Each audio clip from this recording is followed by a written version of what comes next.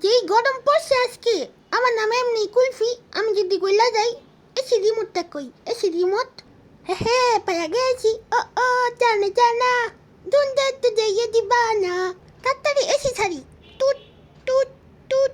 ठंडी ठंडी हवा ठंडी लगती है मुझे बहुत अच्छी।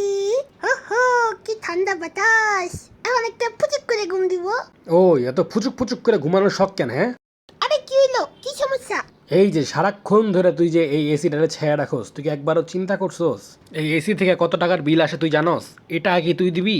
হ্যাঁ, এসি কিনা দিছে বড় ফুপ্পি, এসির বিল দেয় ছোট ফুপ্পি। তারা কিছু বললেও বুঝতাম, কিন্তু মাঝখান দিয়া হু আর ইউ।